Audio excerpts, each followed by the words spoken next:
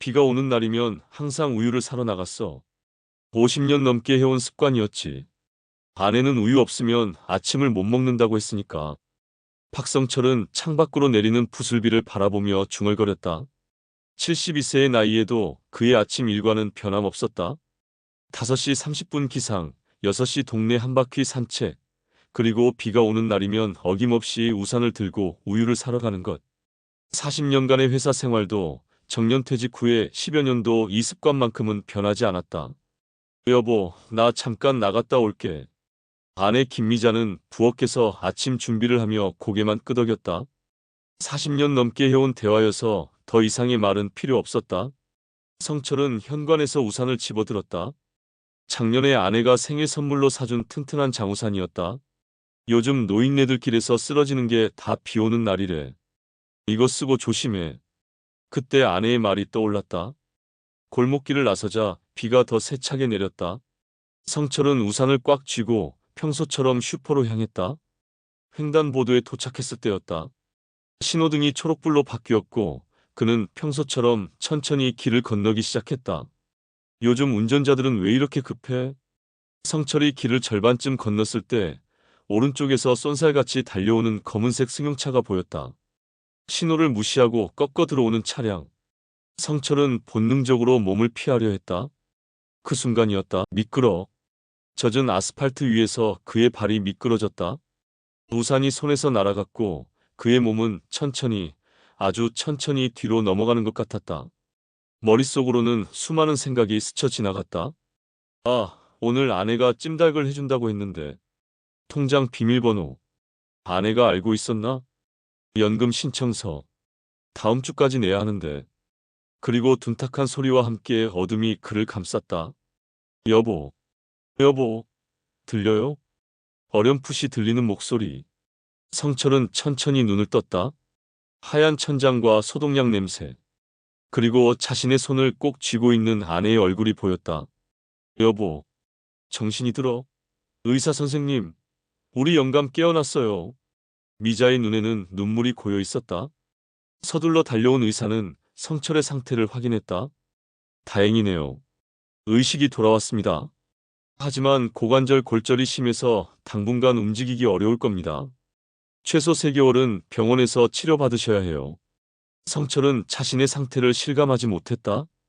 다리가 움직이지 않았고 몸을 일으키려 하면 극심한 통증이 밀려왔다. 3개월이요? 그렇게 오래요? 미자의 목소리가 떨렸다. 네, 그리고 이후에도 재활치료가 필요합니다. 노년층의 고관절 골절은 회복이 더딥니다. 인내심을 가지셔야 해요. 의사의 말이 끝나고 병실에는 묘한 침묵이 흘렀다. 성철은 아내의 얼굴을 바라봤다. 안심한 표정과 동시에 어떤 불안감이 스치는 것 같았다. 괜찮아, 여보. 금방 나을 거야. 성철이 아내의 손을 잡으며 말했다. 미자는 억지로 미소 지었다. 그럼 내가 간병해야겠네. 그날 저녁 미자는 집에 다녀오겠다며 병실을 나섰다. 성철은 홀로 남겨진 병실에서 창밖을 바라봤다. 여전히 비가 내리고 있었다.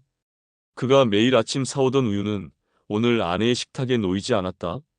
이제 아내는 어떻게 아침을 먹을까? 단순한 생각이었지만 그 순간 성철은 자신의 존재가 아내에게 어떤 의미였는지 다시 생각하게 되었다. 우유 한 통으로 시작된 그들의 40년 결혼 생활. 그리고 이제 그는 아내에게 도움이 필요한 존재가 되었다. 이 사고가 그들의 관계를 어떻게 바꿔놓을지 성철은 알 수 없었다. 다만 창밖의 빛처럼 무언가 변화가 시작되었음을 그는 느꼈다. 병실 창문에 빗방울이 흘러내렸다. 마치 성철의 눈가에 맺힌 눈물처럼. 여보, 이 수저는 왜 이렇게 무거워? 성철은 병원 침대에서 몸을 일으키려다 다시 베개 위로 무너졌다. 사고 후 일주일이 지났지만 그는 여전히 스스로 밥 한 숟가락 뜨기도 버거웠다. 미자는 남편의 곁에 앉아 식판을 가까이 당겼다. 힘들면 내가 떠줄게. 어서 먹어. 미자는 국물에 밥을 말아 조심스럽게 성철의 입에 넣어주었다. 남편이 음식을 삼키는 모습을 지켜보는 그녀의 눈빛에는 안쓰러움이 가득했다. 결혼 40년 동안 한 번도 상상해 본 적 없는 모습이었다. 늘 든든하게 가정을 지켜온 남편이 이렇게 무력해진 모습. 고마워. 그런데 내가 아주 쓸모없는 사람이 됐네. 성철이 쓴웃음을 지었다. 무슨 소리야? 금방 나을 거잖아. 의사 선생님도 그러셨어. 그러나 두 사람 모두 현실을 알고 있었다. 의사는 성철의 나이를 고려하면 완전한 회복은 어려울 수 있다고 했다. 최선의 경우에도 지팡이 없이 걷기는 힘들 것이라고. 여보, 저기. 성철이 머뭇거리며 말을 꺼냈다. 오늘은 집에 가서 좀 쉬는 게 어때? 나 혼자 있어도 괜찮아. 미자는 고개를 저었다. 괜찮아. 옆에 있을게. 그녀는 침대 옆 간이 침대에서 일주일째 밤을 보내고 있었다. 낮에는 성철의 식사와 대소변을 돕고 밤에는 불편한 침대에서 뒤척이다 잠들었다. 집에는 빨래와 청소가 밀려 있었지만 그녀는 남편 곁을 떠나지 않았다. 그날 밤 미자는 성철이 잠든 틈에 병실 밖 복도로 나왔다. 간호사 스테이션 앞 의자에 앉아 처음으로 긴 한숨을 내쉬었다. 많이 힘드시죠? 옆자리에 앉아있던 중년 여성이 말을 걸었다. 그녀 역시 입원 중인 남편을 간병하는 모습이었다. 아, 아니요. 괜찮아요. 미자는 습관적으로 대답했다. 저도 남편 뇌경색으로 3개월째 병원 생활 중이에요. 처음엔 내 남편이니까 하고 버텼는데 여자는 잠시 말을 멈췄다가 이어갔다. 이제는 내 인생은 어디 갔나 싶더라고요. 미자는 말없이 그 여자의 눈을 바라봤다. 말로 표현하지 않았지만 그 눈빛에서 자신과 같은 감정을 읽을 수 있었다. 우리가 결혼할 때 이런 날도 오리라고는 생각 못했죠? 여자가 쓴웃음을 지었다. 미자는 고개를 끄덕였다. 사실 그녀도 최근 비슷한 생각을 하고 있었다. 내가 평생 간병인으로 살아야 하나? 하는 두려움이 스멀스멀 올라오고 있었다. 다음 날 아침 미자는 성철의 몸을 닦아주고 있었다. 따뜻한 물수건으로 조심스럽게 남편의 등을 닦던 중이었다. 여보, 너무 미안해. 성철이 갑자기 말했다. 뭐가? 이렇게 내가 고생하게 해서. 미자는 물수건을 짜며 대답했다. 괜찮아, 내가 해야지. 누구한테 맡기겠어? 그녀의 말은 진심이었다. 아직까지는. 하지만 그날 병원 복도에서 만난 여자의 말이 자꾸 귓가에 맴돌았다. 일주일이 지나고 또 일주일이 지났다. 성철의 상태는 조금씩 나아지고 있었지만 미자의 얼굴은 점점 지쳐갔다. 처음에는 남편을 위해 화장도 하고 단정한 옷차림으로 병원을 오갔지만 이제는 머리를 묶지도 않은 채 낡은 운동복 차림으로 나타나기 일쑤였다. 오늘은 좀 어때? 성철이 물었다. 그냥 그래. 미자의 대답은 점점 짧아졌다. 한 달이 지나자 병실에서는 변화가 생겼다. 미자는 이제 매일 밤 병원에 머물지 않았다. 집에 다녀오겠다며 저녁이면 병실을 나섰고 아침에 다시 나타났다. 어젯밤 잘 지냈어? 미자가 병실에 들어서며 물었다. 응, 간호사분들이 잘 봐주셨어. 성철은 아내의 얼굴을 살폈다. 전날보다 생기가 돌아 보였다. 집에서 제대로 휴식을 취한 모양이었다. 다행이네. 아, 그리고 우리 집 근처에 요양병원이 새로 생겼대. 병원비도 여기보다 싸고. 성철은 아내의 말에 순간 가슴이 철렁했다. 요양병원? 응. 당신 퇴원하면 거기서 재활치료 받으면 좋을 것 같아서. 거기는 간병인도 있고. 미자의 말투는 담담했지만 성철은 그 말 속에 담긴 의미를 알아차렸다. 나는 이제 더 이상 남편을 혼자서 간병할 자신이 없다. 그래. 성철은 더 이상 말을 잇지 못했다. 그날 오후 미자는 친구와 약속이 있다며 일찍 병실을 나섰다. 병원 로비를 지나는데 우연히 담당 의사를 마주쳤다. 아, 김 여사님. 잘 됐네요. 박 선생님 재활 계획에 대해 말씀드리려던 참이었어요. 재활이요? 네, 다음 주부터 시작할 수 있을 것 같습니다. 상태가 생각보다 좋아지고 있어요. 미자의 마음에 잠시 기쁨이 일었다. 하지만 곧 다른 감정이 그 자리를 대신했다. 그럼 앞으로 얼마나 더 이 생활을 해야 하지? 얼마나 걸릴까요? 재활은요. 의사는 머뭇거렸다. 글쎄요. 최소 6개월에서 1년? 그래도 완전한 회복은. 미자는 더 이상 듣지 않았다. 1년. 그녀의 머릿속에서 그 숫자가 울렸다. 지금까지 한 달을 버티기도 너무 힘들었는데 앞으로 1년이라니. 그녀는 약속 시간보다 일찍 카페에 도착했다. 오랜만에 만나는 대학 동창 혜경은 아직 오지 않았다. 미자는 커피를 주문하고 창가 자리에 앉았다. 카페 밖으로는 사람들이 분주히 오가고 있었다.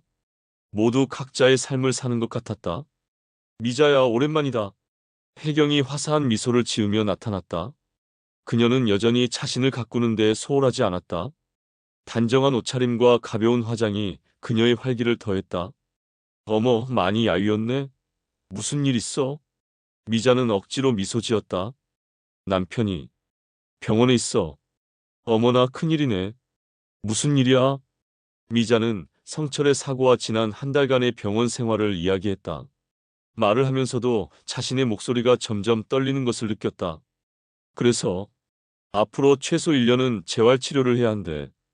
그래도 완전히 회복될지는 모른대.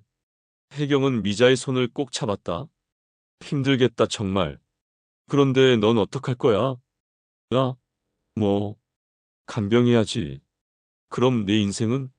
우리 나이에 남편 간병하다 보면 우리 인생도 끝나는 거 알지? 미자는 말없이 커피잔만 바라봤다. 혜경의 말이 너무 가슴에 와닿았다. 미자야, 미안한 말이지만 솔직히 말할게. 내 친구 어머니도 남편 간병하다가 먼저 돌아가셨어. 10년 넘게 간병하시다가 결국 쓰러지셨대. 남편은 아직도 살아계시고. 그렇지만 내가 어떻게 해? 40년을 같이 살았는데 그렇다고 내 남은 인생까지 희생해야 해? 우리 나이가 어때서? 앞으로 얼마나 더 살겠다고. 미자는 혜경의 말에 깊은 생각에 빠졌다. 지금까지 한 번도 생각해보지 않은 관점이었다. 그녀는 항상 아내로서의 의무만 생각했지, 나 자신의 행복은 고려하지 않았다. 병원으로 돌아오는 길, 비가 내리기 시작했다. 미자는 우산을 펴들었다. 그때 문득 그날 아침이 떠올랐다. 비가 내리던 그날, 성철이 우산을 들고 우유를 사러 나갔던 그 아침. 만약 그날 비가 오지 않았다면 지금쯤 우리는 어땠을까? 병실로 돌아온 미자는 성철이 깊이 잠든 모습을 보았다. 창밖에서는 여전히 비가 내리고 있었다. 그녀는 침대 옆 의자에 앉아 남편의 얼굴을 바라봤다. 함께한 40년의 세월이 스쳐 지나갔다. 대체 언제나 이러다 평생 이렇게 사는 거 아니야? 미자는 문득 자기도 모르게 중얼거렸다. 그 순간 성철의 눈이 살짝 떨렸다. 그는 아내의 말을 들은 것일까? 미자는 가슴이 철렁했지만 남편은 다시 고요히 잠들었다. 그러나 성철의 다친 눈에서 한 줄기 눈물이 흘러내렸다. 마치 창밖의 빗줄기처럼. 드디어 집이다. 성철은 병원 휠체어에서 내려 현관문 앞에 섰다. 3개월간의 병원 생활을 마치고 돌아온 집은 낯설기도 반갑기도 했다. 병원에서의 재활훈련 덕분에 이제 지팡이를 짚고 천천히 걸을 수 있었지만 계단은 여전히 큰 난관이었다. 조심해. 문턱 있어. 미자가 앞서 들어가며 말했다. 성철은 미자의 부축을 받으며 조심스럽게 집 안으로 들어섰다. 집 안은 깨끗하게 정돈되어 있었다. 오랫동안 비워둔 집치고는 너무 깨끗했다. 누가 청소한 거야? 아, 동생이 가끔 와서 해줬어. 그리고 미자는 잠시 망설이다 말을 이었다. 간병인도 오늘부터 올 거야. 간병인? 응. 오전 9시부터 오후 6시까지 있을 거야. 내가 혼자 다 할 수는 없잖아. 성철은 아내의 얼굴을 바라봤다. 병원에서 퇴원하기 전날 그들은 이에 대해 짧게 이야기했었다. 성철은 간병인 없이도 괜찮다고 했지만 미자는 단호했다. 내가 감당할 수 없어라고. 그래, 내가 혼자 하기 힘들겠지. 성철은 담담하게 대답했다. 미자는 남편을 침실로 안내했다. 병원 침대는 아니었지만 평소 쓰던 침대의 베개와 쿠션을 여러 개 놓아 최대한 편안하게 꾸며 놓았다. 여기서 쉬어. 나는 점심 준비할게. 미자가 나가자 성철은 침대에 누워 천장을 바라봤다. 병원과 달리 집은 아늑했지만 마음은 더 무거웠다. 집에 돌아오니 오히려 그동안의 변화가 더 실감났다. 한 번의 사고로 이렇게 달라진 일상. 의사는 앞으로도 정기적인 재활치료가 필요하며 완전한 회복은 힘들 것이라고 했다. 내가 이제 평생 짐이 되는 건가? 오후 2시 초인종이 울렸다. 안녕하세요. 간병인 김영숙입니다. 50대 중반으로 보이는 여성이 공손하게 인사했다. 미자는 현관에서 그녀를 맞이했다. 아, 네. 들어오세요. 남편이 있는 방을 안내해 드릴게요. 미자는 영숙을 침실로 안내했다. 성철은 침대에 반쯤 기대앉아 텔레비전을 보고 있었다. 여보, 오늘부터 도와주실 김영숙 선생님이야. 성철은 어색한 미소를 지으며 고개를 끄덕였다. 낯선 사람이 집 안에, 그것도 자신의 침실에 들어온다는 사실이 불편했지만 내색할 수 없었다. 안녕하세요. 잘 부탁드립니다. 영숙이 친절하게 인사했다. 네, 잘 부탁해요. 미자는 영숙에게 집안 구조와 성철의 상태, 약 복용 시간 등을 설명했다. 그리고는 가방을 집어들었다. 저는 좀 나갔다 올게요. 6시쯤 돌아올 거예요. 여보, 어디가? 성철이 물었다. 친구 만나기로 했어. 오랜만에 마음 편히 나가볼게. 성철은 더 묻지 않았다. 그저 고개를 끄덕였다. 미자는 서둘러 집을 나섰다. 남겨진 침실에는 어색한 침묵이 흘렀다. 영숙은 천천히 방을 정리하기 시작했다. 박 선생님, 혹시 뭐 필요한 거 있으세요? 아, 아니요. 괜찮습니다. 점심은 드셨어요? 네. 대화는 그것으로 끝이었다. 성철은 텔레비전에 시선을 고정한 채 말이 없었다. 그는 자신의 집, 자신의 방에서 문득 이방인이 된 기분이었다. 그날 저녁 미자는 약속한 시간보다 1시간 늦게 돌아왔다. 얼굴은 상기되어 있었고 옷에서는 가벼운 술 냄새가 났다. 선생님, 수고하셨어요. 미자는 영숙에게 인사했다. 네, 별일 없었어요. 약도 제때 드셨고요. 영숙이 떠나고 집에는 다시 미자와 성철 둘만 남았다. 재미있었어? 성철이 물었다. 응. 오랜만에 동창들 만났어. 다들 반갑더라고. 미자는 활기찬 목소리로 대답했지만 성철의 눈을 마주치지는 않았다. 그녀는 욕실로 들어가 샤워를 하기 시작했다. 성철은 더 이상 묻지 않았다. 다음 날부터 새로운 일상이 시작되었다. 아침 9시가 되면 영숙이 오고 미자는 집을 나갔다. 처음에는 장을 보러 간다, 은행에 갈 일이 있다는 등의 이유가 있었지만 곧 그런 변명도 사라졌다. 그저 나 나갔다 올게 한마디만 남긴 채 현관문을 닫았다. 영숙은 말수는 적었지만 일은 꼼꼼했다. 성철의 식사와 약, 간단한 재활 운동을 도왔고 집안일도 틈틈이 했다. 그녀 덕분에 성철은 불편함 없이 지낼 수 있었지만 마음속 허전함은 채워지지 않았다. 김 선생님, 혹시 아내가 어디 간다고 말했나요? 어느 날 성철이 조심스럽게 물었다. 영숙은 잠시 머뭇거리다 대답했다. 아, 특별히 말씀은 안 하셨어요. 며칠 후 미자는 저녁 식사 시간에 늦게 돌아왔다. 그녀의 손에는 쇼핑백이 들려 있었다. 뭐 샀어? 성철이 물었다. 그냥 옷. 미자는 짧게 대답하고 침실로 향했다. 잠시 후 그녀는 새 옷으로 갈아입고 나왔다. 단정한 원피스였다. 40대 이후로는 거의 입지 않던 스타일이었다. 어디 또 나가? 응. 문화센터에서 하는 강좌가 있어서. 무슨 강좌? 그냥 요가야. 성철은 더 묻지 않았다. 미자는 현관문을 닫고 나갔다. 그때서야 성철은 미자가 요가복이 아닌 외출복을 입고 있었다는 것을 깨달았다. 한 달이 지난 어느 날 밤, 성철은 화장실에 가기 위해 지팡이를 짚고 일어났다. 그때 거실에서 들려오는 미자의 목소리를 들었다. 그녀는 전화 통화 중이었다. 그래, 내일? 그래, 좋아. 나 9시부터 자유로워. 간병인 오면 나갈 수 있어. 성철은 지팡이를 짚은 채 가만히 서서 아내의 통화를 엿들었다. 응, 맞아. 요즘 너무 답답해서. 그래, 내일 보자. 통화가 끝나고 미자는 한숨을 내쉬었다. 성철은 조용히 침실로 돌아왔다. 가슴 한켠이 묵직하게 내려앉았다.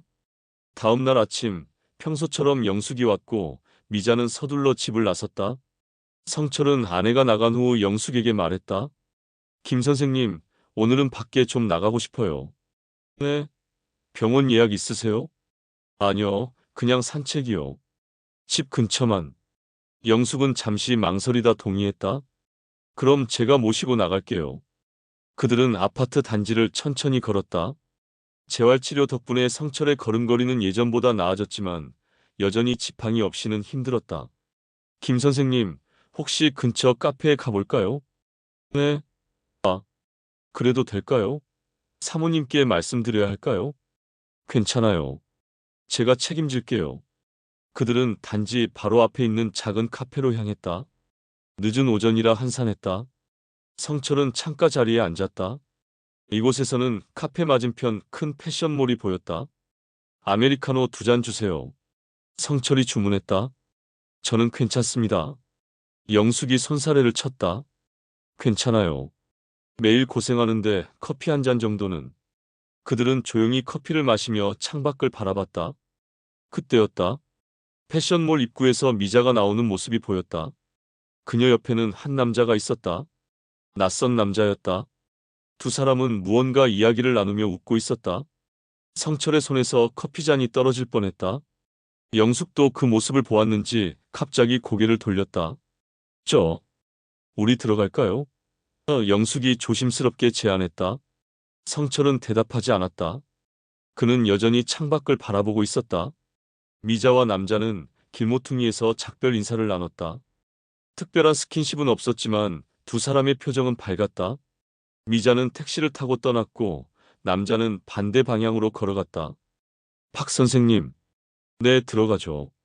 집으로 돌아오는 길, 성철은 영숙에게 말했다. 오늘 본 일은 아내에게 말하지 말아주세요. 영숙은 고개를 끄덕였다. 네. 그날 저녁 미자는 평소보다 일찍 돌아왔다. 손에는 장바구니가 들려 있었다. 오늘 일찍 왔네. 성철이 말했다. 응, 장 좀 봤어. 오늘 저녁은 내가 좋아하는 김치찌개 끓여줄게. 미자의 목소리는 밝았다. 마치 오랜만에 마음의 짐을 내려놓은 듯했다. 성철은 묵묵히 아내를 바라봤다. 여보, 요즘 왜 이렇게 바빠? 나랑 같이 있는 게 싫어? 성철의 갑작스러운 질문에 미자가 뒤돌아봤다. 아니, 그냥 나도 좀 자유롭고 싶어. 내가 당신 간병인도 아니잖아. 미자의 직설적인 말에 성철은 숨이 막히는 기분이었다. 그는 문득 자신이 아내에게 짐이 된 건 아닐까 생각했다.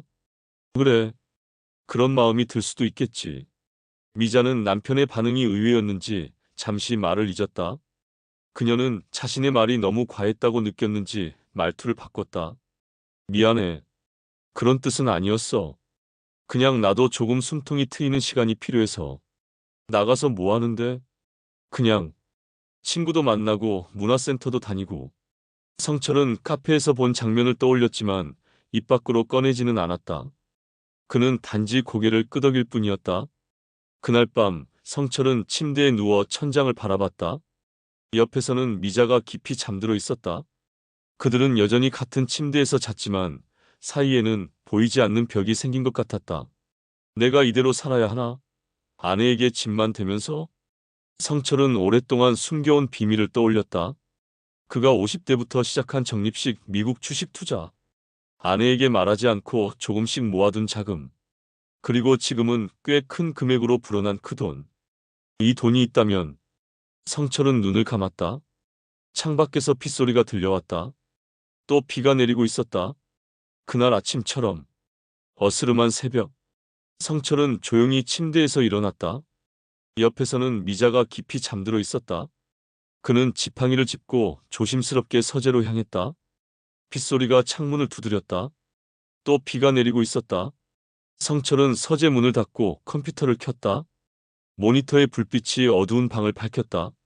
그는 오래된 수첩을 꺼내 비밀번호를 확인한 후 증권사 홈페이지에 로그인했다. 숫자들이 화면에 떠올랐다. 눈을 의심할 만한 금액이었다. 20년이 넘었구나. 성철은 20여 년 전 자신이 50대 초반이었을 때의 기억을 떠올렸다. 당시 그는 중견기업의 부장으로 일하고 있었다. 박 부장, 요즘 미국 주식 어때요? 회사 후배 한 명이 점심시간에 툭 던진 말이었다. 성철은 그때까지 주식에 관심이 없었다. 안정적인 월급쟁이로 평생을 살아올 생각이었다. 글쎄, 난 그런 거 잘 몰라. 아, 그러세요? 저는 요즘 미국 주식 조금씩 사고 있거든요. 우리나라 것보다 안정적이더라고요. 특히 S&P 500 ETF라고 상위 500개 기업에 분산 투자하는 거요. 성철은 그날 집에 돌아와 인터넷을 검색해봤다. 처음에는 단순한 호기심이었다. 그러나 연금만으로는 노후가 불안하다는 생각이 들었고 자식들에게 짐이 되고 싶지 않았다.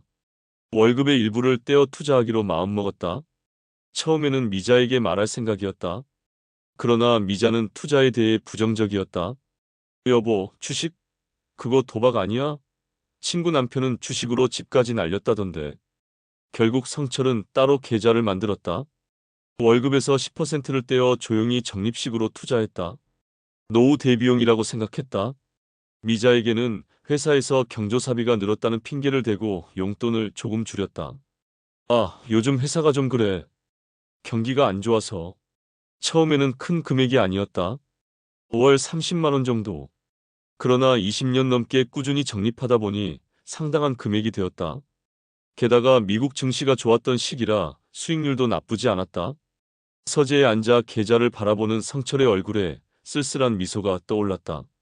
주식 계좌에는 약 7억 원이 넘는 금액이 있었다. 40년 넘게 월급쟁이로 살아온 그로서는 상상도 못했던 금액이었다. 이 돈이면 혼자서도 충분히 살 수 있을 텐데. 성철은 스스로의 생각에 놀랐다. 혼자서라는 단어가 마음에 걸렸다. 언제부터 미자와 따로를 생각하게 된 걸까? 그날 아침 성철은 평소보다 일찍 식탁에 앉아 있었다. 미자가 부엌에서 아침을 준비하고 있었다. 여보, 오늘은 왜 이렇게 일찍 일어났어? 그냥 잠이 안 오더라고. 성철은 미자의 뒷모습을 바라봤다. 40년 넘게 함께한 아내. 젊은 시절부터 자식 키우는 고생, 집안일, 그리고 이제는 자신의 간병까지. 그녀가 힘들만도 했다. 여보, 응, 우리 얘기 좀 할까? 미자는 식탁 위에 밥과 국을 올려놓으며 남편을 쳐다봤다. 무슨 얘기? 그냥 요즘 내가 좀 달라진 것 같아서. 미자의 손이 잠시 멈췄다. 뭐가 달라졌는데? 예전 같지 않아. 집에 있는 시간이 줄었고 나한테 무관심해진 것 같고. 미자는 말없이 의자에 앉았다. 그녀의 눈에는 복잡한 감정이 스쳤다. 솔직히 말할게. 난 지쳤어. 성철은 미자의 솔직한 고백에 가슴이 아팠지만 고개를 끄덕였다. 처음에는 괜찮았어. 내 남편이니까 내가 해야지라고 생각했지.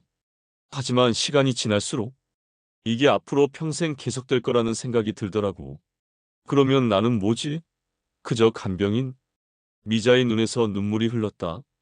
성철은 손을 뻗어 아내의 손을 잡으려 했지만 미자는 슬며시 손을 빼며 눈물을 닦았다. 미안해, 여보. 내가 이기적인가 봐. 아니야, 당신 마음 이해해. 미자는 놀란 듯 남편을 바라봤다. 그녀는 반발이나 서운함을 예상했던 모양이었다. 그래서 내가 만나는 사람이 있다는 거 알고 있지? 성철은 천천히 고개를 끄덕였다. 카페에서 봤어. 지난주에. 미자의 얼굴이 창백해졌다. 아, 그래서 오늘 이런 얘기를 꺼낸 거구나. 아냐, 그 얘기가 하고 싶은 게 아니야. 성철은 깊은 숨을 들이쉬었다. 그리고 오랫동안 자신이 감춰온 비밀에 대해 이야기하기 시작했다. 50대부터 시작한 미국 주식 투자, 20년간 조금씩 모아온 자금, 그리고 지금의 금액까지. 미자는 놀란 눈으로 남편의 이야기를 들었다. 7억이 넘는다고? 어떻게? 내가 전혀 몰랐지? 말하고 싶었어. 여러 번. 하지만 처음에는 내가 투자에 부정적이어서 나중에는 적당한 때를 놓친 것 같았어. 그런데 왜 지금 말해? 성철은 잠시 망설이다 말했다. 당신이 자유를 원한다면 그렇게 해도 좋을 것 같아서. 미자의 얼굴에 당혹감이 스쳤다. 무슨 말이야? 황혼이혼. 생각해 본 적 있어? 방안이 갑자기 조용해졌다. 미자는 말을 잃었다. 성철도 자신이 한 말이 믿기지 않았다. 황혼이혼이라는 단어는 그들의 세대에서는 거의 금기와 같았다. 미쳤어? 갑자기 무슨 소리야? 미자가 겨우 입을 열었다. 미친 게 아니야. 현실적으로 생각해 보자는 거지. 성철의 목소리는 담담했다. 당신은 더 자유롭게 살고 싶잖아. 나는 너한테 짐이 되기 싫어. 그래서 날 버리겠다고? 내가 간병이 힘들다고 했다고? 버리는 게 아니야. 서로를 풀어주는 거지. 미자는 화가 난 듯 자리에서 벌떡 일어났다. 당신, 정말 나 때문에 그러는 거야? 아니면 다른 이유가 있어? 성철은 고개를 들어 아내를 똑바로 쳐다봤다. 무슨 뜻이야? 그 돈으로 혼자 편하게 살고 싶은 거 아니야? 아니면 미자의 목소리가 떨렸다. 다른 여자라도 있어? 성철은 헛웃음을 지었다. 다른 여자? 내가? 이 몰골로? 그럼 왜? 갑자기 왜 이러는데? 성철은 깊은 한숨을 내쉬었다. 그냥 당신이 행복했으면 해서. 나 때문에 평생 고생하는 거 보기 싫어서. 미자는 말없이 창밖을 바라봤다. 비가 여전히 내리고 있었다. 마치 그들의 마음처럼 흐린 날씨였다. 난 생각할 시간이 필요해. 미자는 겨우 말을 이었다. 그래, 서두를 일 없어. 우리에겐 시간이 있으니까. 미자는 더 이상 말을 잇지 못하고 방을 나갔다. 성철은 홀로 식탁에 앉아 식은 아침 식사를 바라봤다. 그는 문득 그 낯선 남자가 궁금해졌다. 아내와 함께 있던 그 남자는 누구였을까? 단순한 친구일까? 아니면 그 이상일까? 그날 오전 간병인 영숙이 왔을 때 미자는 평소보다 일찍 집을 나섰다. 무언가 마음에 걸리는 듯 서둘러 나가는 모습이었다. 오늘은 좀 늦을 수도 있어요. 미자는 영숙에게 말했다. 오늘은 좀 늦을 수도 있어요. 영숙은 평소와 달리 어색한 표정을 지었다. 네, 알겠습니다. 미자가 나간 후 성철은 서재에 앉아 다시 한번 자신의 증권 계좌를 확인했다. 화면 속 숫자들이 그에게 새로운 선택지를 제시하는 것 같았다. 이 돈이면 혼자서도 편하게 살 수 있어. 요양원에 들어가도 되고 간병인을 24시간 고용할 수도 있어. 그러나 성철의 마음 한편에서는 다른 목소리가 들렸다. 정말 이게 해결책일까? 40년을 함께한 아내와 이별하는 게? 오후가 되자 갑자기 영숙의 전화벨이 울렸다. 그녀는 전화를 받고 잠시 통화한 후 성철에게 다가왔다. 박 선생님, 사모님께서 지금 집에 오신대요. 그리고 어떤 분이 함께 오신다고 하네요. 성철의 가슴이 철렁 내려앉았다. 어떤 분? 잘 모르겠어요. 그냥 아는 분이라고만 하셨는데. 1시간 후 현관문이 열리는 소리가 들렸다. 성철은 긴장한 채 거실 소파에 앉아 있었다. 영숙은 주방에서 차를 준비하고 있었다. 여보, 왔어. 미자의 목소리가 들렸다. 그리고 그 뒤로 낯선 남자의 모습이 보였다. 성철이 카페에서 본 바로 그 남자였다. 60대 중반으로 보이는 단정한 차림의 남자. 안녕하세요. 김정수라고 합니다. 성철은 천천히 일어나 인사했다. 박성철입니다. 미자는 떨리는 목소리로 남자를 소개했다. 이분은 내가 요즘 만나는 사람이야. 성철의 얼굴에는 복잡한 감정이 스쳤다. 질투? 분노? 아니면 체념? 그 자신도 정확히 알 수 없었다. 오해하지 마. 그런 사이 아니야. 미자가 서둘러 덧붙였다. 정수 씨는 내가 다니는 문화센터 강사야. 그리고 정수가 차분한 목소리로 말을 이었다. 저는 10년 전에 아내를 먼저 보냈습니다. 아내가 치매였고 5년 동안 간병했죠. 성철은 잠시 말을 잃었다. 미자가 소파에 앉으며 말했다. 정수 씨는 치매 환자 가족 모임을 운영해요. 내가 우연히 알게 됐고 많은 조언을 받았어. 정수는 고개를 끄덕였다. 제가 미자 씨에게 들었습니다. 오늘 아침 이야기도요. 성철은 의아한 표정으로 아내를 바라봤다. 미자는 깊은 숨을 들이쉬었다. 여보, 나 황혼 이혼 생각 없어. 잠시 도망치고 싶었던 것뿐이야. 그리고 정수 씨에게 조언을 구하러 다녔던 거고. 정수가 말을 이었다. 간병은 정말 힘든 일입니다. 저도 아내를 간병하면서 많이 지쳤었죠. 하지만 서로 이해하고 도움을 구하면 함께 이겨낼 수 있습니다. 성철은 복잡한 감정에 휩싸였다. 아내가 바람을 피운 것이 아니라는 안도감과 동시에 그래도 자신 몰래 다른 남자를 만나왔다는 배신감이 교차했다. 그럼 두 분은 정말 그냥 네, 선생님. 정수가 정중하게 대답했다. 저는 그저 미자 씨께 제 경험을 나누어 드린 것뿐입니다. 사실 저도 간병 과정에서 많은 갈등을 겪었으니까요. 미자는 성철의 손을 조심스럽게 잡았다. 여보, 나 정말 미안해. 당신 몰래 만난 것도, 내 감정을 솔직하게 말하지 못한 것도. 성철은 잠시 침묵했다. 그리고 문득 자신도 20년간 주식 투자를 숨겨왔다는 사실이 떠올랐다. 그들은 서로에게 비밀을 갖고 있었던 것이다. 나도 미안해. 그 돈에 대해 말하지 않아서. 정수는 그 자리에서 조용히 일어났다. 저는 이만 가보겠습니다. 두 분이 대화하실 시간이 필요할 것 같네요. 미자는 정수를 현관까지 배웅했다. 성철은 창밖을 바라봤다. 비가 그치고 있었다. 희미하게 햇살이 구름 사이로 비치기 시작했다. 미자가 돌아와 성철 옆에 앉았다. 여보, 나 오늘 많은 생각을 했어. 나도. 우리 다시 시작해볼까? 당신 말대로 우리에겐 시간이 있잖아. 성철은 아내의 얼굴을 바라봤다. 그녀의 눈에는 진심이 담겨 있었다. 근데 그 돈, 정말 7억이 넘어? 미자가 물었다. 성철은 피식 웃었다. 응, 원래는 노후를 위해 모아둔 건데, 이제 쓸 때가 됐네. 뭐야? 우리 둘을 위해서. 당신 치료에도 쓰고 가끔은 여행도 다니고. 성철은 아내의 제안에 놀랐다. 여행? 나 같은 환자를 데리고? 왜 휠체어 타고 여행 다니는 사람 많아. 돈이 있으면 어디든 갈 수 있어. 우리 둘이 함께. 성철의 눈시울이 뜨거워졌다.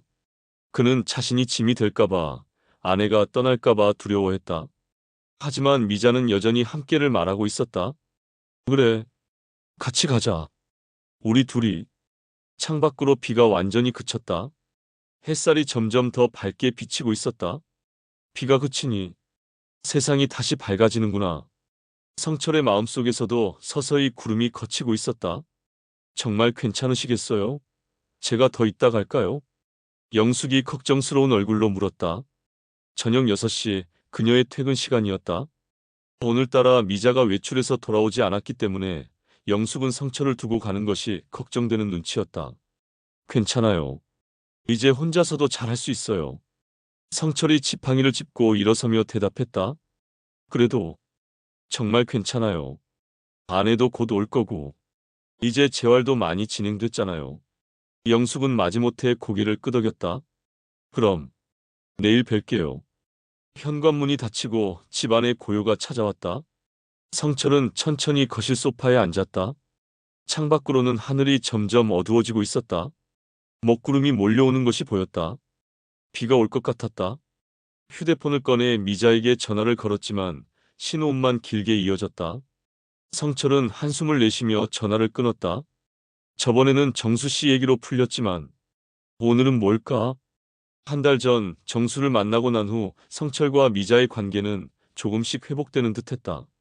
미자는 더 이상 장시간 집을 비우지 않았고 성철도 자신의 주식 투자에 대해 솔직하게 이야기했다. 그들은 앞으로의 계획도 함께 세웠다. 성철의 재활이 더 진행되면 여행도 가보기로 했다. 하지만 일주일 전부터 미자가 다시 변하기 시작했다. 집에 있는 시간이 줄었고 무언가 깊은 생각에 빠진 듯했다. 성철이 물어봐도 그냥 좀 피곤해서라는 대답뿐이었다. 성철은 거실 탁자 위에 놓인 사진첩을 집어들었다. 얼마 전 미자가 오래된 앨범들을 정리하면서 꺼내놓은 것이었다. 첫 페이지를 펼치자 젊은 시절의 두 사람 모습이 보였다. 결혼식 날의 사진이었다. 성철은 사진 속 미자의 환한 미소를 바라봤다. 그 시절에는 미래가 눈부시게 빛났다. 그때는 이런 날이 올 줄 몰랐지. 페이지를 넘기자 아이들이 태어났을 때의 사진이 나왔다.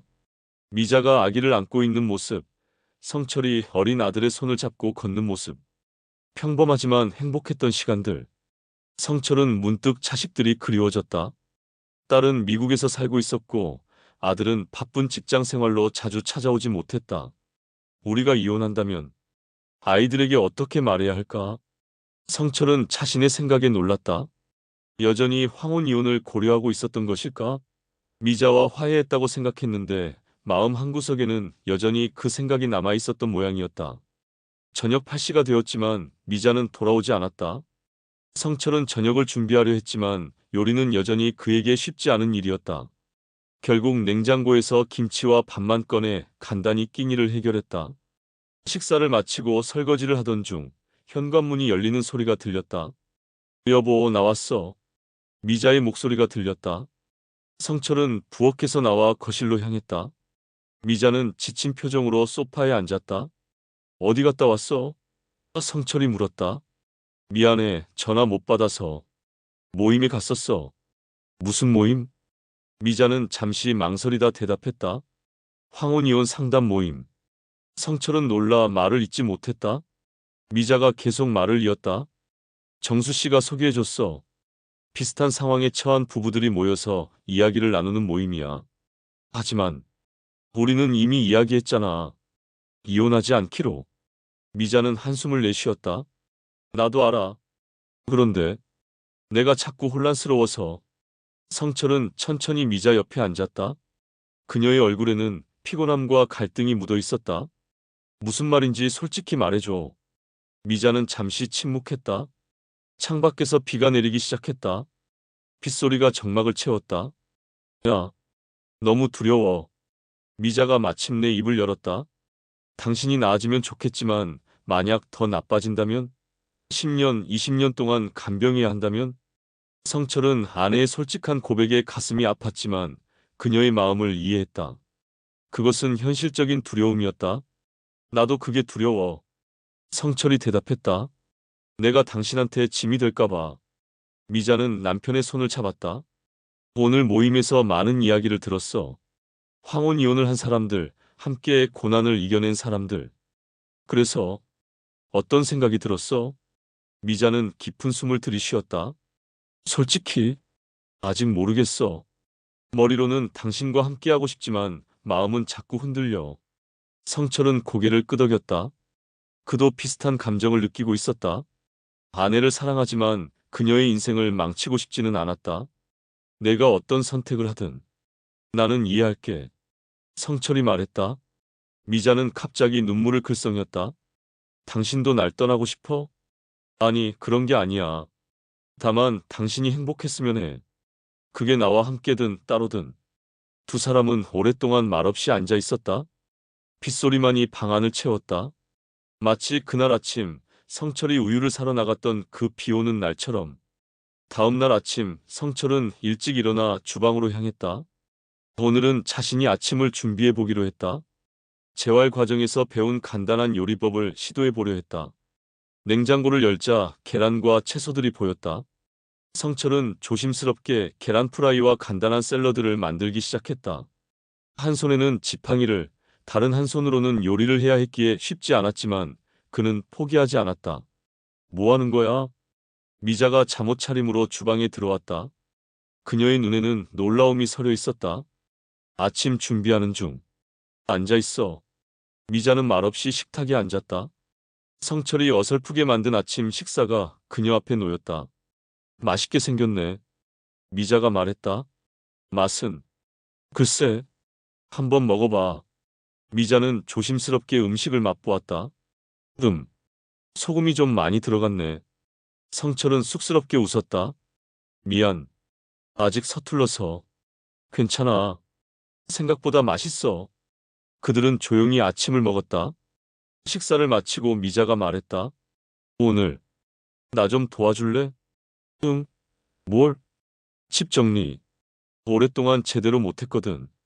성철은 잠시 놀랐다가 고개를 끄덕였다. 할 수 있는 만큼 도울게. 그날 오전 그들은 함께 집안 곳곳을 정리했다.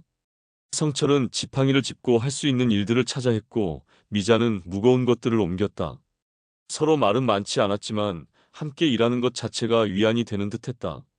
오후가 되자 비가 다시 내리기 시작했다. 창밖으로 빗소리가 들렸다. 성철은 문득 우산을 들고 밖으로 나가고 싶다는 충동을 느꼈다. 여보, 잠깐 나갔다 올게. 밖에? 비 오는데? 괜찮아. 우산 쓸 거니까. 미자는 걱정스러운 표정으로 성철을 바라봤다. 혼자 괜찮겠어? 응, 잠깐이면 돼. 성철은 지팡이와 우산을 들고 집을 나섰다. 아파트 입구까지 내려가는 데에는 시간이 걸렸지만 그는 서두르지 않았다.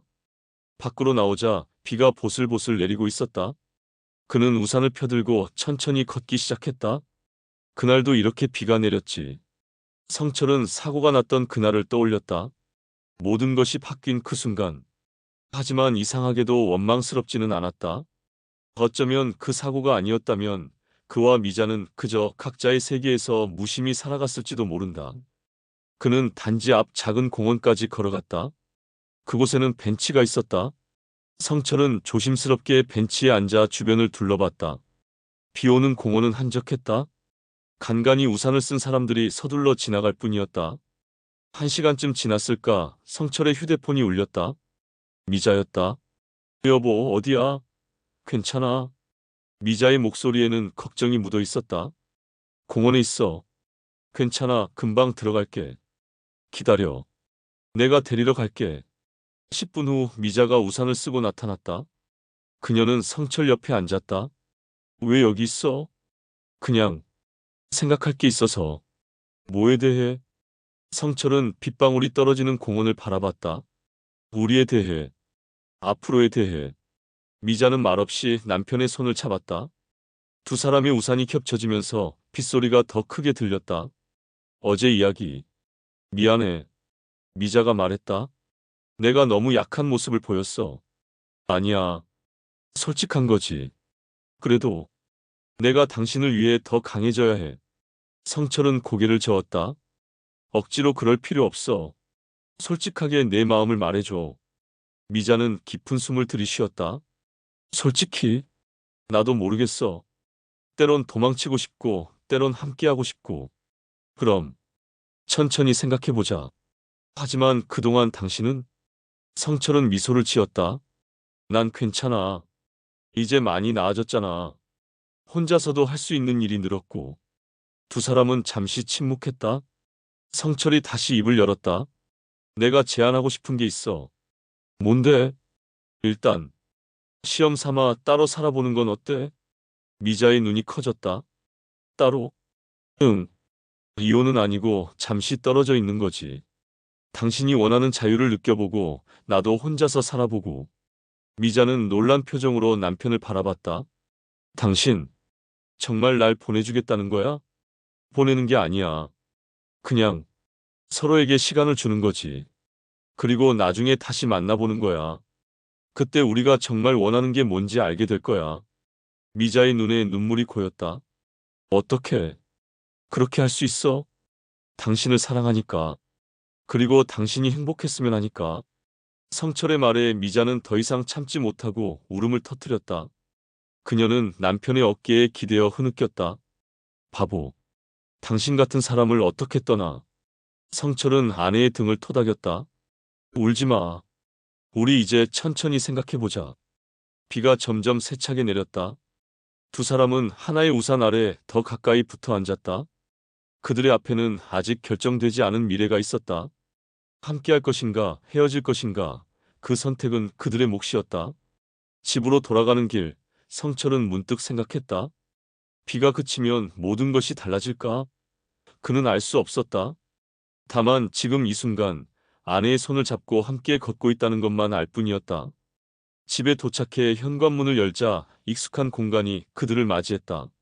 40년간 함께 살아온 그들의 집. 웃음도 눈물도 기쁨도 슬픔도 모두 간직한 공간.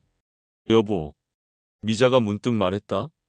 야, 그냥 이렇게 살 수는 없을 것 같아. 성철의 가슴이 철렁 내려앉았다. 그럼 어떻게 하고 싶은데? 미자는 대답하지 않았다. 성철도 더 이상 묻지 않았다. 창밖에는 비가 내리고 있었다. 두 사람은 여전히 같은 공간에 있었지만 마음은 다른 곳을 바라보고 있었다. 그들은 어떤 길을 선택할까? 함께할 것인가, 헤어질 것인가? 답은 아직 없었다. 그저 창밖의 비처럼 그들의 마음도 계속해서 내리고 있었다. 그날 이후로 한 달이 지났습니다. 그의 머리카락은 조금 더 휘어졌고 주름은 깊어졌지만 눈빛은 맑고 진중했다. 아내는 결국 친구네 집으로 잠시 떠났습니다. 제가 제안한 대로 시험 삼아 떨어져 살아보기로 한 거죠. 성철은 지팡이를 짚고 천천히 아파트 발코니로 걸어나갔다. 발코니에서 보이는 풍경은 한적한 주택가였다. 그리고 하늘에는 구름이 잔뜩 끼어 있었다. 오늘도 비가 올 것 같네요. 성철의 톡백이 이어졌다. 처음에는 혼자 사는 게 무척 힘들었습니다. 간병인 영숙 씨가 오전에만 와서 도와주고 나머지 시간은 혼자서 해결해야 했으니까요. 밥 먹고 약 먹고 씻고 모든 게 힘들었죠. 그는 발코니 난간을 잡고 깊은 한숨을 내쉬었다. 하지만 점점 익숙해졌습니다. 지팡이 의지에서 걷는 법, 한 손으로 요리하는 법, 혼자서도 잘 지내는 법을. 성철이 소파에 앉아 사진첩을 펼쳤다. 이렇게 아내와 떨어져 지내면서 오히려 과거의 추억들이 더 선명해졌습니다. 함께했던 시간들, 웃었던 순간들, 그리고 서로에게 얼마나 의지했는지도요. 성철은 사진첩 한 장을 가리켰다. 젊은 시절의 미자가 환하게 웃고 있는 사진이었다. 어제는 아내에게 전화가 왔습니다. 한 달 만에 연락이었죠. 성철의 표정이 조금 밝아졌다. 잘 지내냐고 물었습니다. 나도 잘 지낸다고 혼자서도 꽤 할만하다고 말했죠. 아내도 마찬가지라고 했습니다. 처음으로 혼자만의 시간을 갖게 되어 좋다고요. 그의 얼굴에 잠시 그림자가 스쳤다. 그 말이 듣기 좋으면서도 한편으론 서운했습니다. 내가 없는 게 더 좋다는 말처럼 들려서요. 성철은 조용히 웃음을 지었다. 하지만 이내 마음을 바꿨습니다. 아내가 행복하다면 그걸로 됐다고요. 우리가 40년을 함께 살았는데 이제 와서 서로의 행복을 방해할 이유는 없잖아요. 그의 손에는 작은 메모지가 들려 있었다. 거기에는 날짜와 장소가 적혀 있었다. 다음 주 화요일 우리는 카페에서 만나기로 했습니다.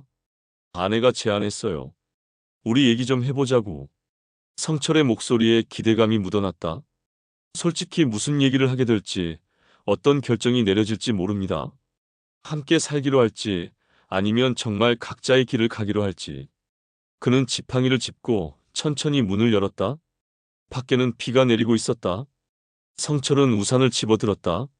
전에는 아내를 위해 우유를 사러 갔었죠. 오늘은 그냥 산책을 하러 갑니다. 비가 와도 이젠 두렵지 않아요. 그날의 사고가 없었다면 지금의 나도 없었을 테니까요. 성철은 우산을 펴들고 밖으로 나섰다. 여러분, 만약 당신이라면 어떤 선택을 하시겠습니까? 성철의 목소리가 내레이션으로 이어졌다.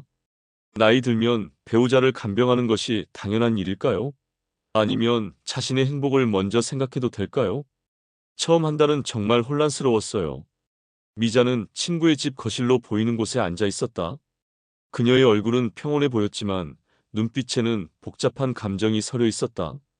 40년 넘게 누군가의 아내로, 누군가의 어머니로 살았는데 갑자기 나로 살게 된 거죠. 처음엔 너무 낯설었어요. 미자는 손에 든 찻잔을 바라보며 이야기를 이었다. 하지만 점점 적응되더라고요. 문화센터도 다니고 오랜 친구들도 만나고 내가 좋아하는 일들을 하면서 지냈죠. 그녀는 창밖을 바라봤다. 그곳에도 비가 내리고 있었다. 그런데 이상하게도 혼자 있을 때면 자꾸 성철 생각이 나요. 괜찮을까? 밥은 잘 먹고 있을까? 40년 습관이 하루아침에 사라지지는 않나 봐요. 미자의 눈에 살짝 눈물이 고였다. 황혼이혼이라. 예전에는 상상도 못했던 일이에요. 우리 세대에서는 금기와도 같은 것이었으니까요. 하지만 요즘에는 많이들 선택하더라고요. 자신의 남은 인생을 위해서. 그녀는 잠시 말을 멈추었다가 다시 이어갔다. 남편이 제안한 따로 살아보기. 처음엔 믿기지 않았어요. 그가 그렇게까지 나를 배려할 줄이라고는. 그 마음이 고맙기도 하고 한편으론 서글프기도 했어요. 미자는 자리에서 일어나 창가로 걸어갔다. 다음 주에 만나기로 했어요. 한 달 만에 처음 보는 거죠. 솔직히 많이 긴장돼요. 어떤 결정을 내리게 될지도 모르겠고. 빗방울이 유리창을 타고 흘러내렸다. 여러분, 사랑과 의무 사이에서 우리는 어떤 선택을 해야 할까요? 미자의 목소리가 내레이션으로 흘렀다. 오랜 세월 함께했어도 결국은 남남이 될 수 있을까요? 아니면 그 세월이 더 깊은 유대를 만들어주는 걸까요? 왼쪽에는 성철이, 오른쪽에는 미자가 각자의 공간에서 창밖을 바라보고 있었다. 그들은 서로 다른 곳에 있었지만 같은 하늘을 바라보고 있었다. 이 이야기에는 정답이 없습니다. 비 오는 날 벌어진 사고로 시작된 이 부부의 이야기. 그리고 그날 이후 변해버린 관계. 과연 두 사람의 선택은 무엇이 될까요? 비가 내리는 카페. 창가에 마주 앉은 두 사람의 뒷모습. 그들 사이에는 두 잔의 커피가 놓여 있었다. 여러분의 생각은 어떠신가요? 댓글로 여러분의 의견을 들려주세요. 구독과 좋아요 부탁드립니다. 여러분의 의견이 궁금합니다. 함께 할 것인가, 헤어질 것인가? 댓글로 이야기를 나눠주세요. 그리고 다음 이야기도 놓치지 마세요. 구독과 알림 설정 잊지 말아주세요. 여러분의 응원이 더 좋은 콘텐츠로 보답하는 힘이 됩니다.